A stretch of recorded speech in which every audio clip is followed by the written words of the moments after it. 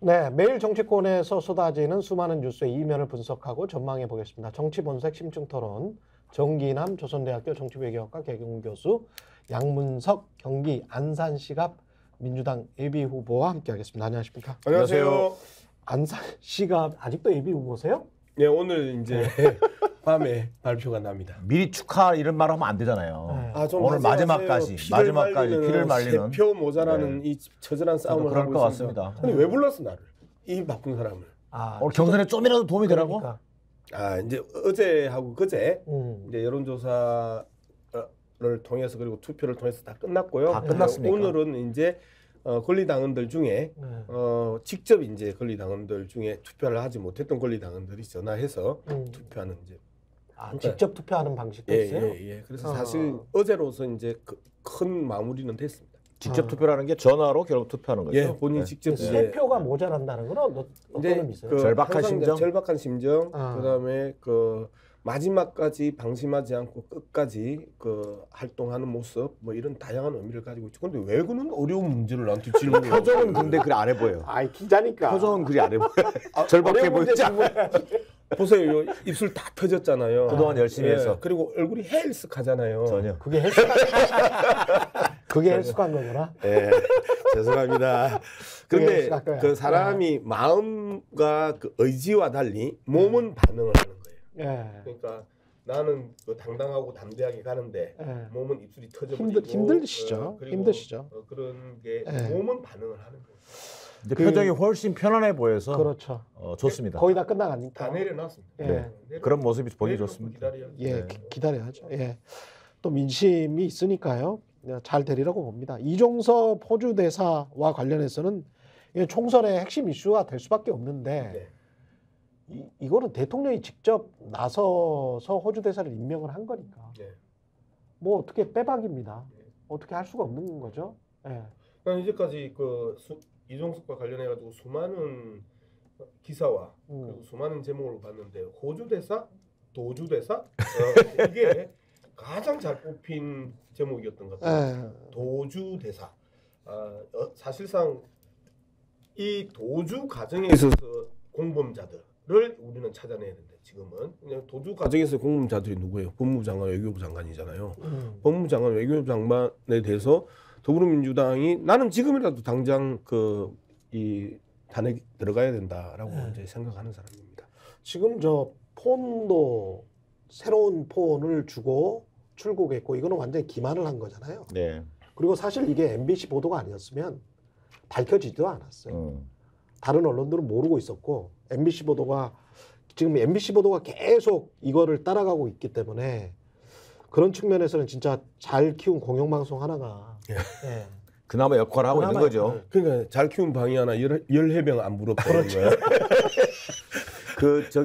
이 일련의 과정이 저는 이 윤석열 정부가 제대로 이 이슈 관리를 하고 있느냐 저는 그런 부분에서 의문이 들 정도예요. 왜 그러냐면 이거 사실은 공수처 수사가 지금 뭐 절차를 밟고 있었지만 이렇게 일을 키울 사건이 아니거든요. 그렇죠. 어떻게 수사 외압 의혹 사건에 대해서 절차에 의해서 해나가면 돼요. 그리고 총선 이후에 얼마든지 할 수 있는 일을 갖다가 오히려 일을 키운 측면이 있다. 수사 외압 의혹 사건을 사실상 권력형 게이트로 지금 키우고 있다. 자, 앞서 뭐 여러 권력기관들이 지금 뭐 협조해서 그 도피극을 거의 이제 조연급으로 참여한 거 아니에요? 근데 결국은 이 도피극의 핵심이 누구예요? 결국 윤석열 대통령으로 지목이 될 거거든요.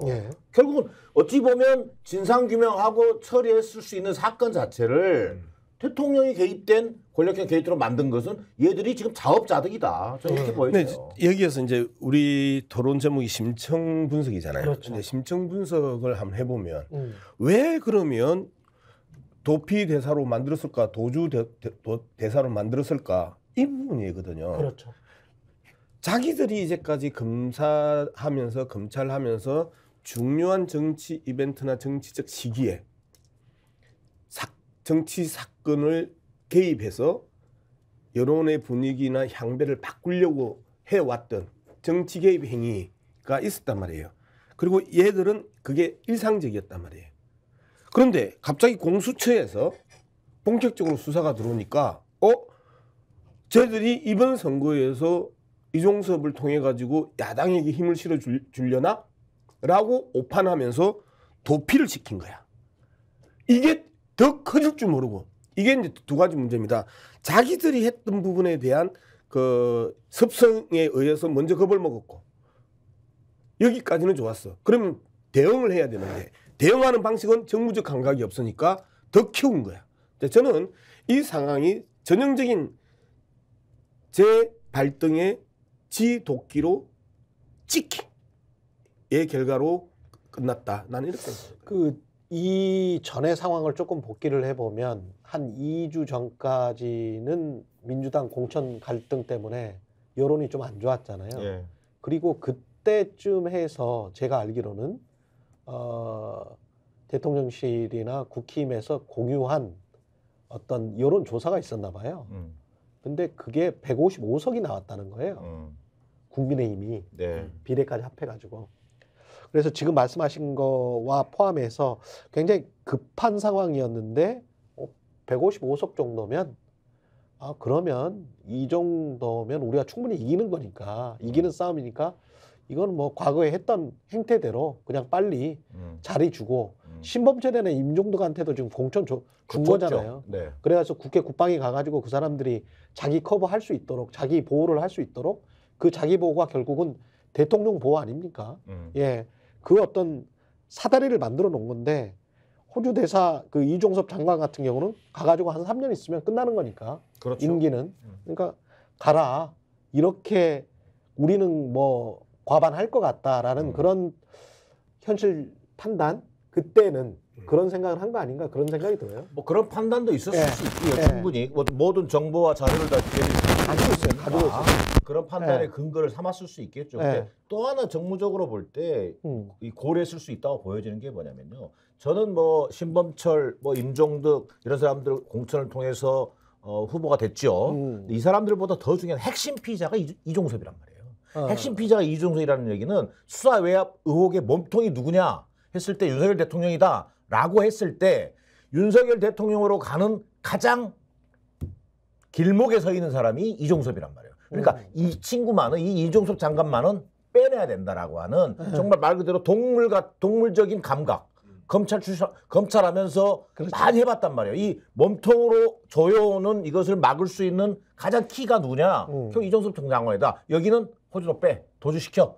뭐 이런 저는 판단이 가미됐을 가능성이 있다. 저는 이렇게 보여져요. 근데 그 골프던 박지원 전 국정원장이 자꾸 그런 이야기 하시잖아요. 골프든 정치든 선거든 고개만 쳐들면 진다. 장갑 벗어봐야 한다. 예. 근데 이게 고개 쳐든 거야. 155석 그 여론조사 나온 다음에 그 당내 그게 싹 일부 아주 핵심들이 퍼졌고 그 오만한 생각을 가졌던 것 아닌가. 한 달이나 남았는데. 생각이 좀 달라요. 예. 오만한 생각이 아니고 예. 지금은 무조건 관리해야 된다. 관리. 변수가 등장하면 안 된다. 특히 돌발 변수가 등장하면 안 된다. 라고 생각했기 때문에 돌발 변수의 진원지를 공수처로 봤던 거예요. 그러니까 공수처가 세게 들어오네? 라고 판단하면서 그러면 이 공수처에 끌려가는 이종섭 그리고 그 조사받으러 들어가는 이종섭을 빼줘야 된다. 그러니까 급하게 판단을 내리면서 윈설관의 개념으로 그치. 임기가 남은 호주 대사를 빼고 도주 대사를 넣은 거야. 이제 그런데 얘들이 얼마만큼 정무적 판단이 떨어지느냐 하면 바로 이 부분이에요. 도주를 시키면 문제가 해결이 되냐고. 모든 국민이 다 쳐다보고 있는데 호주 대사가 아니고 도주 대사라고 다 생각하고 있는데 도주를 시켜. 그러면 이 판이 더 커지는데 안정적인 관리를 위해서 이종섭을 뺐는데 이게 안정적인 관리가 아니고 자폭이었다라는 거예요. 이런 쪽으로 그 판단을 해야지 얘들은 일상적으로 오만하기 때문에 그 새로운 사실로 그래? 새로운 그 변수로서의 오만이 아니란 말이에요. 그건 맞다. 일상적으로 오만하다. 그거는 맞는 말이 된 것 같아요. 그래서 이러한 일상적 오만에서 자기들 나름 현재 상황의 우세를 관리하기 위해서 쓴 잔머리가 결국은 잔대가리가 된 거지. 그렇죠. 그러니까 이게 치밀한 무슨 계획을 가지고 있었던 것 같지는 않아요. 아시잖아요. 쟤들은 치밀한 계획을 짜낼 수 있는 능력이 없는 사람들이에요. 얼마나 너무 이제 더. 얼마나 급했으면 네. 사실은 이 대사 임명이라는 거 들으잖아요. 전임자가 귀국하면 후임자가 출국하는 거란 말이에요. 아, 근데 그런 관행도 깡그리 무시했어. 아, 그다음에 실제 이 임명장이 된 게 4일이에요. 네. 4일 날 임명하고 그다음에 7일 날 공수처에 간단히 형식적인 조사하고 네. 그다음에 8일 날 법무부는 출국 금지 해제하고 뭐 출국은 10일 날 해버린단 말이에요. 그것도 제가 보니까 뭐 캔버라로 안 가고 브리즈번으로 가요. 그렇죠. 뭐 비행기표가 없었는지는 모르겠지만 그다음에 나가는데 얼마나 급했으면 얼마나 급했으면 그래요. 또 도망가는 거예요. 그냥 해외 도피란 말이에요. 신임장도 사본을 가지고 사본을 왔고 복사본 들고 가고 이런 게 국가적 망신도 이런 망신도 없잖아요. 거기다가 휴대폰은 새 휴대폰 주고 가고 일부 일지도 지금 폐기했다고 하니까 그리고 난 증거 휴대폰은 폐기 의혹도 있고요. 증거 인멸의 의혹이 확실한 거죠. 나는 예. 처음 들어봤어. 이 대포폰은 들어봤는데 맹탕폰은 처음 들어봤어. 얼마나 대단한 이 범죄 수법이 진화하고 있다니까. 아니 비대위원장은 그냥 저 휴대폰 비밀번호 감추고 비밀번호를 감추죠. 예, 그리고 휴대폰 비밀번호를 국방장관은 감추기가 그래도 좀 쫌스러우니까 국방장관 출신이니까 새 거를 하나 통크게 쌌나? 아유, 근데 이제 우리가 예. 이 일반적으로 남성들끼리 모이면 예. 사내다움, 뭐 사내다움 하면 군인, 예. 군인 하면 장성, 스타 떴다. 그렇죠. 이제 이런 그 기본적인 존경의 생각은 그렇죠, 있잖아요. 그렇죠, 그렇죠. 그런데 이번에 최상명 사건을 보면서 해병대의 그 쫌스러움 그리고 아니 해병대는 전체적으로는 쫌스럽지 않았어.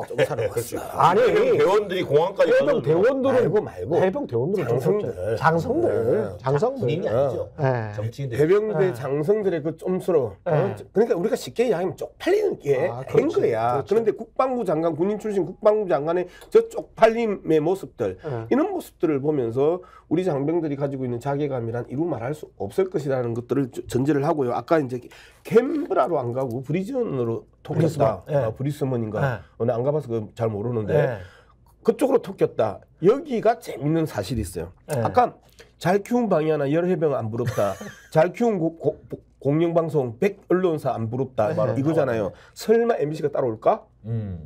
라고 생각을 했던 것이고 예. 캔버라로 안 가면 어느 기자가 이쪽으로 정보를 캐서 따라올까? 그리고 기본적으로 다 우리 편인데 그렇죠. MBC만 비켜가면 되는데 예. 이제 이런 생각을 하면서 아주 쉽게 생각을 한 거야. 예. 그러면서 어쨌든 토끼기는 토끼는데 토끼는 이종섭은 토끼다. 토끼인지 아니 근데 말인지. 실제로 이제 토끼다라는 그 멘트 비슷한 멘트가 Flies into Australia라고 호주 공영방송에도 그렇게 비슷하게 야 우리나라로 그냥 나라 들어왔어 이렇게 지금 묘사를 하고 있습니다. 그러니까요. 이제 네. 그 토끼 시즌 1이 예. 김행은 토끼다. 토끼는 김행. 예. 그리고 이제 김행낭. 그 네. 줄행란을 뭐 네. 그런 어려운 한자어를 써요. 토끼다. 우리 집 말 좋은 말로 있는데. 그다음 이제 금방 얘기 못 알아들 수 있어. 시즌 2. 예. 이종섭은 토끼다. 예. 토끼는 이종섭. 이렇게 된 거죠. 근데 호주 공영방송 ABC는 굉장히 큰 언론사기 때문에 네. 여기에서 이 정도로 말을 하면 이거는 진짜 국제적인 망신. 그럼요. 이건 이게 국제적인 망신이에요. 그나마 한국과 호주 간의 이 우호 관계가 있기 때문에 그렇지. 이렇게 방송하면서 그렇지. 마지막에 결국은 뭐 대사로서 받아들이는 그런 뭐 당연히 그쪽은 외교적으로 그래야지. 그러나 이것이 두고 네. 외교적 관계의 어떤 신뢰라든가 손상시키는 데는 하나의 신뢰뿐만이 아니고 약점이 잡혀. 그렇죠. 약점이란 말이 잡혀. 정확한 표현이겠어요. 약점이 잡혀가지고 뭐 하나 더 해줘야 되지 않아? 이렇게 나오는 거지. 그렇지. 외교 관계라는 게 야 피의자 보내놓고 우리가 그거 받아줬잖아. 안 쪽팔리게 해줬잖아. 그럼 뭐 하나 해줘야지. 이런 게 나오는 거죠. 그래서 왔다 갔다가 있어야 되잖아요. 그러면 우리는 그거를 우리 세금으로 해주는 거지. 그렇죠. 뭐 윤석열 대통령의 자비로 해주는 건 아니잖아. 네. 근데 이제 호주 그렇잖아요. ABC 보도가 이제 좀 파장이 클 수밖에 없는 게 이게 대표적인 영어권이잖아요. 그렇죠. 그럼요. 그리고 이 영어권이 가지고 있는 거는 수많은 사람들이 쳐다보는 거란 말이에요. 그 공영방송이잖아. 그러니까. 그렇죠. 예. 그러니까 제가 이 사건을 먹으면서 이제 우리가 이제 국제적 대망신, 예. corruption in home, 예. 저거 집에서 사고 친 놈 이제 이렇게 된 거거든. 그렇죠. 번역을 하면. 예. 이제 이렇게 그 사고 친 놈, 그 부패 이제 이런 뜻인데 이러한 것들이 이 쭉 퍼지면서 대한민국이 가지고 있는 국격이라는 거는 이제 이야기하기가 좀 그렇다. 그리고 좀 비판을 해도 대통령이 다 사고 치고 다니니까 이종섭 정도 보내가지고 그 호주에서 약간 뭐 쪽팔림을 감수한다. 이게 얼마만큼 국민들에게 그 충격을 주겠냐. 이런 부분에 있어서도 정말 무너진 대한민국의 또 다른 단면을 보는데요. 문제는 이거예요. 이런 작은 것들이 누적되어 있었어요. 맞아요. 예. 근데 지금 쏟아져 나오는 거죠. 예. 우리가 이채양명주라고 이야기하는 예. 이러한 것들이 2년 동안 계속 누적되어 있었거든요. 왜 여론의 바닥이 안 바뀌느냐면 그 외신도 쭉 보고 있는 거야. 그거를. 외신 이야기 아니고 이제 정치 이야기, 예. 그 선거 이야기를 좀 가보면 이 바닥이 안 바뀌는 이유는요. 여기에서 잠시 눈속임을 하고 그다음에 이 토론회를 하고 지역 간담회를 하고 그다음 뭐 좋은 이야기를 한다고 해서 예. 여론이 바뀌느냐? 안 바뀌어요. 왜? 차곡차곡 누적돼 있거든. 분노가 누적돼 있었거든. 그리고 그 분노의 누적이 지난 강서구청장 선거 때 어떤 표현들이 가장 많았냐면 댓글에 예. 왜 올해는 보궐선거가 이거 하나밖에 없냐? 투표하러 가고 싶다, 심판하러 가고 싶다라는 그 분노가 계속해서 강서구청장 선거 때 수많은 댓글로 표현됐고 제가 또 바닥을 돌아다니잖아요. 바닥을 돌아다니면 딱 두 가지 분노예요. 왜 민주당 제대로 못 싸우냐? 그렇죠. 우리도 9시 뉴스 좀 보자. 우리도 8시 뉴스 좀 보자. 라고 하는 이야기가 대부분이고 지금도 못 보고 있다. 라고 하는 게 대부분이고 싸우려고 하는데 왜 뒤통수를 내놓고 총질하냐? 민주당 내를 향한 예. 이게 이 두 가지가 가장 컸는데 지금도 계속 그런 이야기가 대부분 나와요. 그리고 이게 누적되어 있는데 여기에서 작은 이슈를 던져주고 그 이슈를 듣고 이슈 시프트를 한다고 해서 패러다임은 안 바뀐다라는 거예요. 그 총선 이야기로 자연스럽게 좀 넘어가야 될 것 같은데 지금 국힘은 조금 좀 안일하게 생각하고 있다가 그 상황 자체가 지금 국면이 확 변하는 분위기입니다. 다음부터 이제 앞으로 여론조사 나오는 거 보면 그 국면이 변하는 게 확실히 보일 거예요. 근데 이제 또 이렇게 국면이 변하는 시기에는 신문 특히 이제 이른바 보수 신문들 국힘 기관지인 조선일보랄지 이런 데가 잘 여론조사를 안 하더라고. 그러니까 국면이 변할 때는 시기를 딱 봐서 야 이거 여론조사 안 해. 그리고 보도를 안 해버려. 그리고 이제 국면이 또 유리하게 흘러가야 그때 갑자기 또 여론조사를 해. 그렇죠. 그런 식으로 여론조사를 이용해 먹더라니까요. 그런데 지금 봐서는 지금까지 나온 여론조사를 봐서는 확연히 국면이 바뀌었어요. 그건 확실합니다. 2, 3주 전과는 전혀 달라. 이제 여담 하나 하고 갑시다. 네. 예. 박근혜하고 예. 이명박하고 초기에 엄청나게 레이스를 했었잖아요. 예. 근데 계속 박근혜가 앞서가고 있고 이명박이 따라갔단 말이야. 예. 그런데 딱 여론조사 하나가 이명박이 이긴 여론조사가 하나가 딱 나와. 그 해 여름에. 예. 그러니까 그날부터 이명박 쪽에서 대대적으로 언론사에 그렇지. 여론조사비를 대주면서 돌려버린 거야. 그러니까 항상 박근혜를 따라가던 이명박이 이제는 박근혜를 끌고 하면서 대세론을 만들어버린 거예요. 이게 이제 여론조사에서 정치가 개입하는 기본적인 방식인데 맞습니다. 방금 최 기자 말씀하셨던 것처럼 꼭 그래 봤어요. 불리한 상황에서는 여론조사 안 해. 안 해요. 절대 안 해. 그리고 줄여. 맞아요.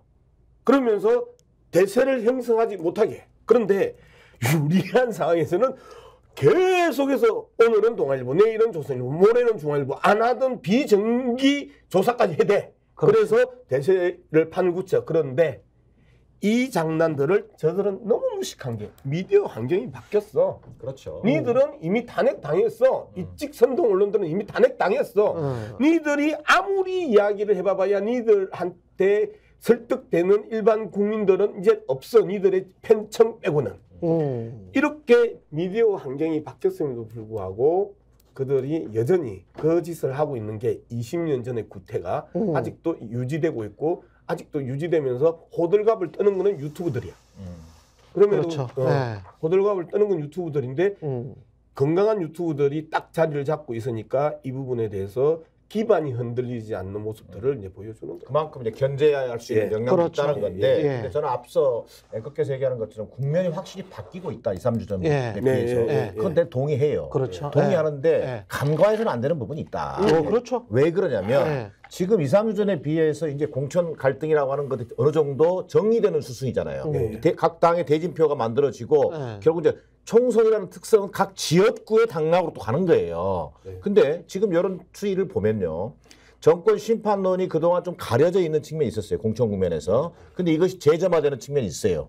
자, 그것은 여러 가지 요인이 있겠죠. 근데 가장 중요한 것 중에 하나는 또 조국 혁신당의 등장이기도 해요. 그렇죠. 뭔가 윤석열 정권과 선명하게 싸우겠다라고 하는 뭔가 정말 강한 메시지 또 거기에 조국 장관에 대한 기본적인 또 신드롬이라고까지 표현할 정도의 그런 그 팬덤이 있단 말이에요. 그렇죠. 그런 것들이 오히려 그동안 가려져 가던 정권 심판론을 재점화시키고 동력을 좀 확 지금 불러일으키는 측면에서는 긍정적인 측면이 있다. 그러나 이게 그 한 2주 동안 사이에 변한 것 중에 정당 지지율이라든가 이런 것들은요 오히려 좀 거의 동률로 다시 돌아왔다고 보는 게 맞다. 그리고 윤석열 정부의 국정운영 지지도도 올랐어요. 아, 그러니까 이게 무슨 얘기냐면 윤석열은 지금 약간 선거운동을 나눠서 하고 있는 거 아니에요. 그렇죠. 한동훈으로 얘기되는 공식적인 선거운동은 한동훈이 하는 거고 그다음에 이쪽에서 포퓰리즘 박권 선거운동 하는 거예요. 여기는. 박권 선거운동 하는 거고. 예. 인생토론 18번 전국 돌아다니면서 막 온갖 퍼주기에 포퓰리즘 공약에 이것에 나는 효과도 있다고 보는 거예요. 되지도 않을 거지만. 되지도 않을 거지만 그 선거 끝나고 뒤에 나몰라 하면 돼요. 그렇죠. 근데 이런 부분에 대해서 이걸 지나치게 국면의 변화라고 하는 것을 우리가 주시할 필요는 있고 또 우리가 잘 활용해야겠지만 우리한테 유리한 것만 있는 건 아니다. 그렇습니다. 오히려 예. 되게 조심해야 될 부분. 이것을 더 어떻게 확장시킬 건지 이거에 대한 고민은 또 남아 있다. 아니 근데 그 또 옛날 이야기 하나 해봅시다. 그 최경환이가 경제부총리를 하면서 초이노믹스를 강력하게 추진을 했었어요. 그런데 박근혜 때 초이노믹스가 실패를 해요. 왜 실패를 하느냐면 이때 국민연금 개정 논의가 같이 붙어 있었거든. 예. 그러니까 한쪽에서는 계속해서 내수 진작을 위해서 계속 힘을 주고 있는데 여기에서는 국민연금으로 그 국민연금 개정을 하니까 가장 먼저 어디서 지갑을 닫아요? 공무원연금 쪽에서 지갑을 닫기 시작을 해요. 그렇죠. 그러니까 한쪽은 붐업을 하고 있는데 한쪽은 계속해서 그 침체를 가정하니까 여기에서 경제적으로 아무런 효과가 안 나타나. 마찬가지입니다. 윤석열이 지금 지역을 돌아다니면서 아무리 간담회를 해본들 끊임없이 터지는 잡북들이 나온단 말이에요. 이종섭 사건이 대표적인 사건이고 최근에는 그다음에 최근에 이제 본격적으로 도태우부터 시작해가지고 일베들의 그 망동들이 계속해서 드러나기 시작을 하면서 변화가 안 생기는 거예요. 저는 그리고 또 다른 또 측면이 지금 물가나 뭐 이런 민생이나 이런 거는 최악이고 의대 증원 같은 경우도 굉장히 그것 때문에 표를 많이 얻고 지지율이 올라갔잖아요. 대통령이. 근데 이게 국면을 사실은 3월 한 이전 지금도 이미 지났어요. 대통령실이나 국힘 입장에서는 굉장히 힘들 거야. 이 상황 자체가. 3월 중순이나 4월까지 가버리면 그리고 의대 교수들이 사직서를 내버리잖아요. 전국 의대들이 그런 식으로 반응을 하잖아요. 그러면 그 환자 불편이랄지 보호자들 불편이 이만저만이 아니거든요. 그러면 이거를 이거 정치적인 뭐가 아니면 진짜 타협을 해서 환자 불편을 당장은 해소를 해줘라 라고 하는 역국면이 작용을 할 수가 있기 때문에 이것도 대통령실이나 국민의힘은 컨트롤을 잘해야 돼. 근데 사실은 이제까지 쏟아낸 말들 때문에 거의 외통수에 걸렸어. 백도가 힘든 상황이죠. 백도가 힘든 상황이에요. 그게 그 시기가 결정적인 거예요. 자꾸 착각을 한 거예요.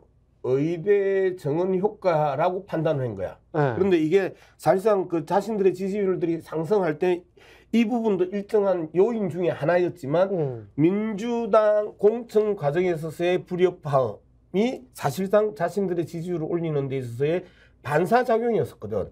이 반사작용을 의대 정원에 있어서 정부가 잘한다고 판단하면서 이걸 갖다가 돌아올 수 없는 강까지 몰아가 버린 거거든. 그래서 정세를 판단할 때는 다양한 요소들이 있고 우리가 지지율이 올라가는 요인들이 어디에서 나타나는지 그리고 이게 메인인지 서브인지 이런 부분에 대한 기본적인 판단 없이 잘한다. 그래서 간신에 둘러싸인 게으른 임금님이 망조가 될 수밖에 없는 거예요. 조중동 잘한다 하고 박수치고 그다음에 온통 여론조사 업체들이 계속해서 그 지지율 빵빵 띄워주고 그리고 거기에 대해서 이 오늘의 이 대폭 상승은 의대 정원의 그 기인한 결과다 이런 식으로 해석을 해주니까 무식하고 게으른 임금님이 쳐다보니까 좋네 고 던졌단 말이야.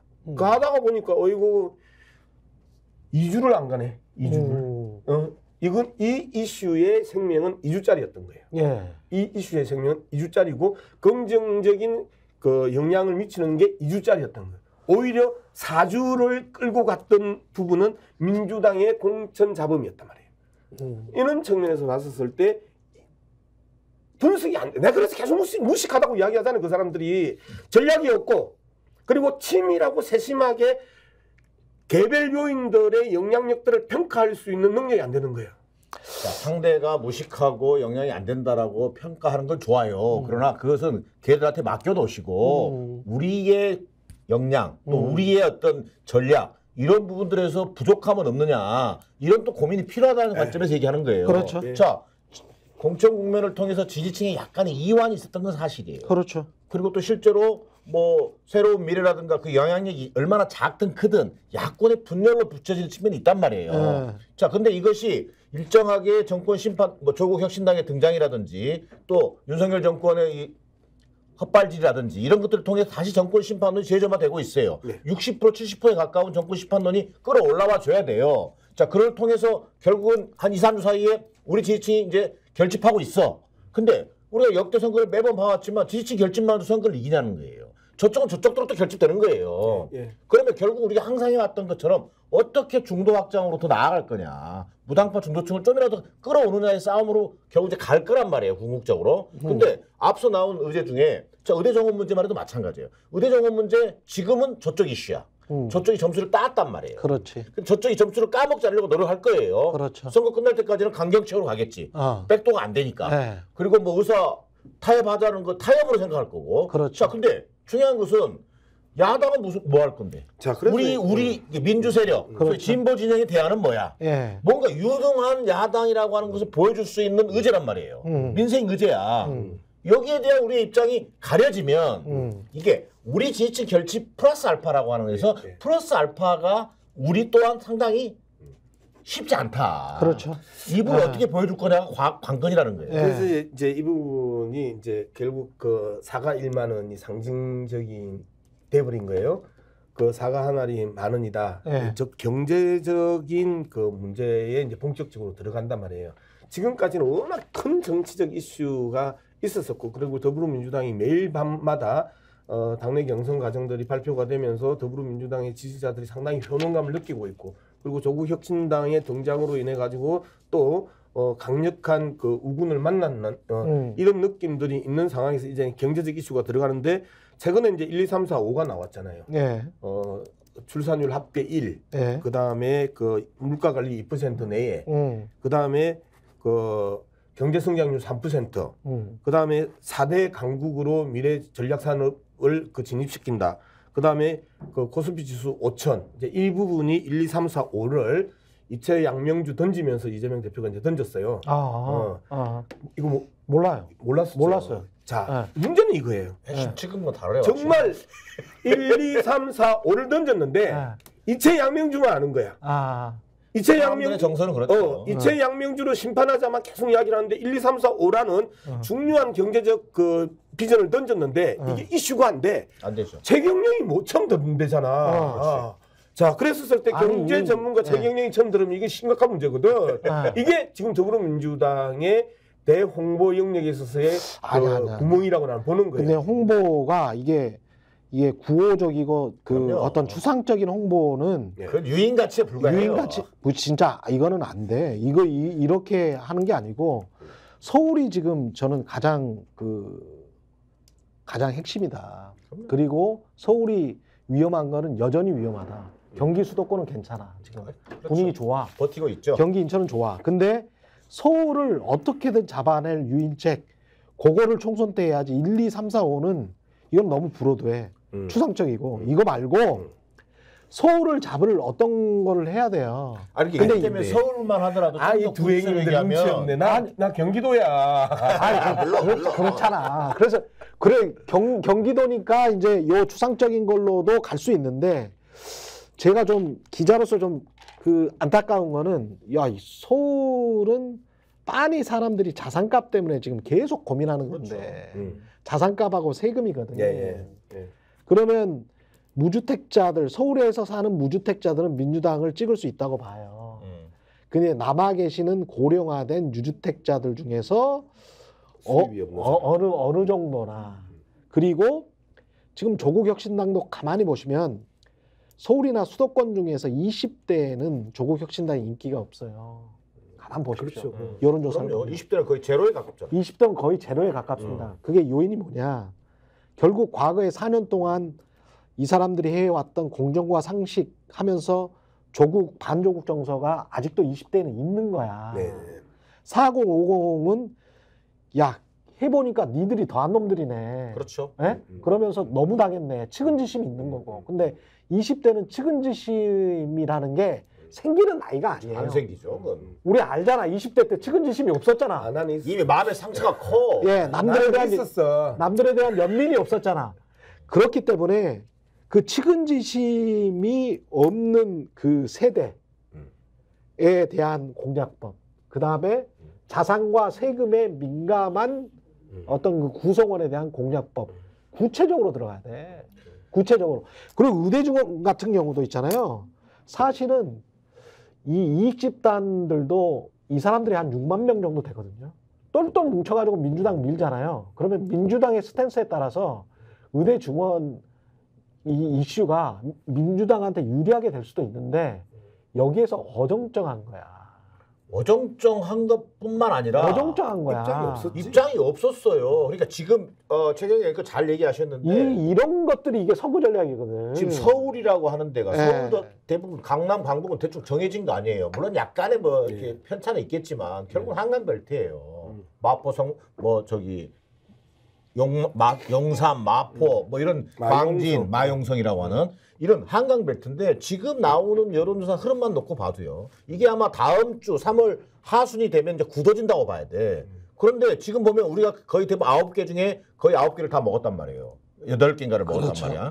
근데 지금은요. 나오는 여론조사를 현재 시점에서 놓고 본다면 안정적으로 먹는 게 2개밖에 안 돼. 그렇죠. 안정적으로 먹고 있는데. 한강벨트가 한강벨트가. 그렇죠. 그렇다면 서울에서 어렵다는 얘기가 되는 거예요. 맞아요. 서울 지금 어려워요. 자, 그럼 이것에 대한 여전히. 보관이 뭐냐면 저는 네. 정권 심판론만 갖고는 안 된다. 정권 심판을 좀 더 입체적이어야 된다. 그렇죠. 지금 그 말씀하시는 맞아요. 거예요. 맞아요. 뭔가 어. 정권 심판론 플러스 알파가 있어야 된단 말이에요. 네. 자, 의대정원 문제에서도 마찬가지로 네. 아직 저는 아주 그냥 발상인데 그냥 머릿속 언뜻 지나간 발상이에요. 이 정부를 공격할 수 있는 하나의 소재가 될 수 있다. 충분히 이게 역치기가 윤석열 된다니까. 정부가요. 네. 이게 종사자들의 민원을 전혀 의견을 무시한 그렇죠. 채 네. 밀어붙이는 방식에도 문제가 있고 네. 의도가 네. 결국 이게 의료 민영화로 가려고 하는 거 아니냐. 그렇죠. 뭐 이런 것도 있을 수 있다. 그럼요. 내가 뭐 증거는 없지만 네. 내가 뭐 논리적으로 준비되지는 않았어요. 네. 그런 관점에서 좀 이게 좀 예각화 시켜가지고 네. 빨리 제기를 해야 된다. 뭐 부동산 문제도 네, 마찬가지죠. 그렇죠. 네. 그 항상 구체적으로 들어가야 돼요. 네. 정치의 그 과정은 예. 이제 선거가 다가오면 다가올수록 구체화돼요. 지금은 이제 큰 틀에서 1, 2, 3, 4, 5를 네, 던졌어요.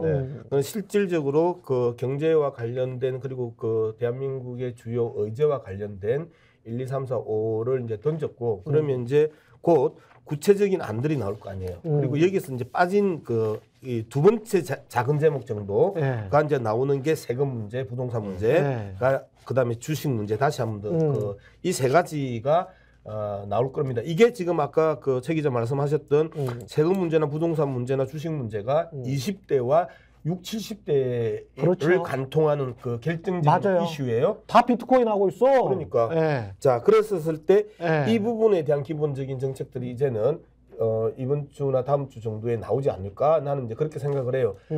그리고 나서 세 번째 나오는 게 지역 맞춤 전략이 이제 예. 본격적으로 나올 거예요. 그러면 여기에는 이제 금리 문제가 들어올 가능성이 아주 높아요. 근데 지금 어쨌든 미국 연준이 금리 인하에 대한 기본적인 방향을 잡았기 때문에 한국은행이 얼마만큼 빨리 따라가느냐, 그리고 선도적으로 치고 가느냐, 이제 이런 그 정책적 결단 시기만 남아 있는 상황이잖아요.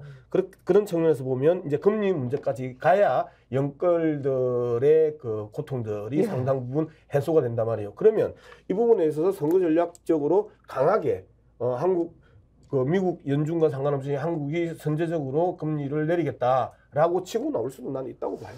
여기까지 하겠습니다. 지금까지 정기남 조선대학교 개공교수 양문석 경기 안산시갑 예비후보였습니다. 고맙습니다. 너무 제가 홍보를. 정치권색. 예. 다시 제가 말씀드리죠. 예. 구독, 좋아요, 사랑입니다. 예.